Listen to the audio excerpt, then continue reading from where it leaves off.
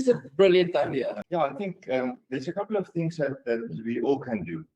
Like, for instance, connect with your local CPF, your community police forum, and be at the meetings and be on their WhatsApp groups and see what's going on, so that you can relay that to your clients and on your database.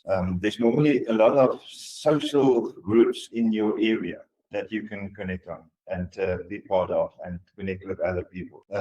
Another idea is that you can ask a photographer to go to a nice park, and you can send an email to your whole database and say, let's come and take a family picture of your family for free Saturday between 10 and 12.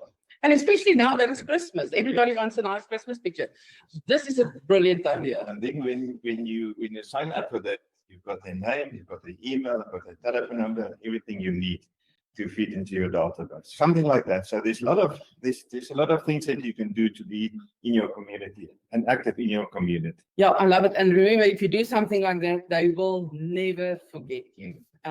And also, I listened to One Thing podcast with Jay Papazan, and he talks about the more we give, the more we will receive. That is how we build our abundance, our riches, our wealth.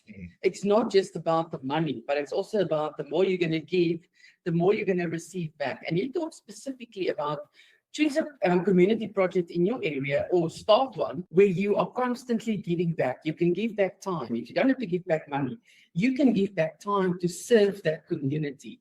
And that can create brand awareness for you. Be sure to put this on social media, put it everywhere.